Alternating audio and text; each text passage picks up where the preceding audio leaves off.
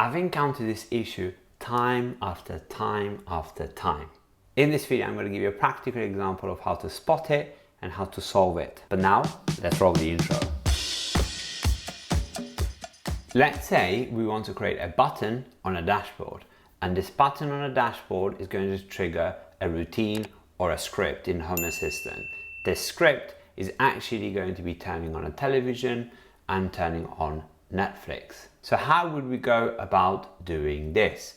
Well, normally you would first figure out your services. So you would go to the developer tools, you would open up your services, and you would start understanding what type of services your entities need. So for example, in my example, an LG TV, I need to switch the LG TV on. That's using a Wake on LAN functionality.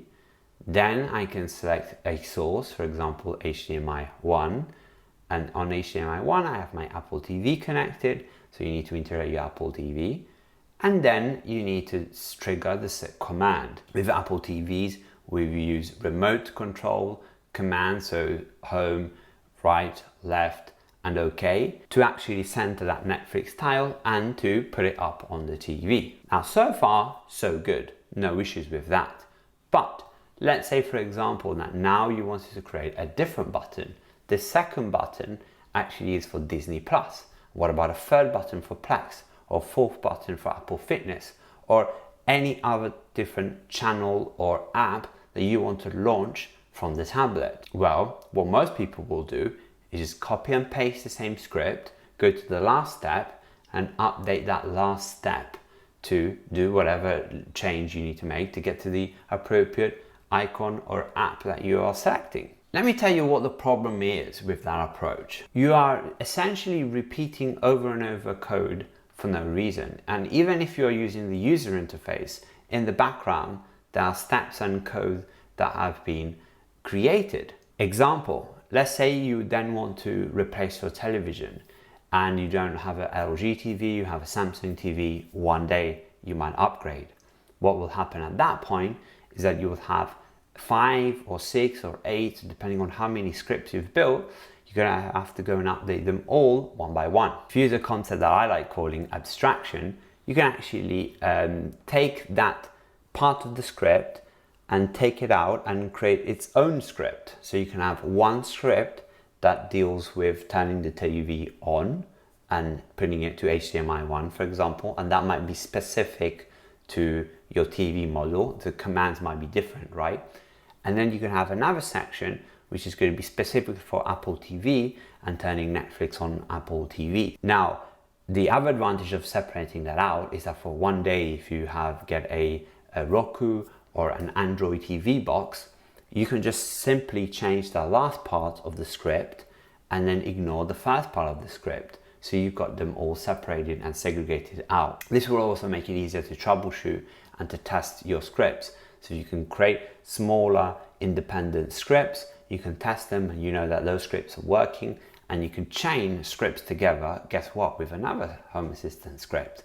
So that's the approach that I've been taking. As you can see over here, I have 2 main scripts in this kitchen Netflix script. And the first script is doing exactly what I said. It's just going to the LG TV, changing the source to HDMI 1. The second script is doing all sorts of things around Netflix and getting the right command sorted out. This way, it also makes it easier. So let's say, for example, I want to do the same thing on my living room TV. I can just replicate and call the same script and then create new scripts that are just going to be dedicated for that TV. Now, if you're a Home Assistant Pro, you can actually take this a step further and use concepts like variables, where you can actually reuse the same scripts, just passing a new variable. So you could, for example, say the entity ID changed of your TV. So you bought a different model, but it's still an LG, for example, in my case. Then you can just pass a new entity ID and that would work easily thanks to variables. Now, this is a paradigm shift and it has to get in here. It's really a mindset. There's nothing wrong by creating a big spaghetti code mess, like we developers call it sometimes, but it will really become an absolute pain for you to manage your own system. So think of it in that way. When you start, you're just starting simple and creating simple automations.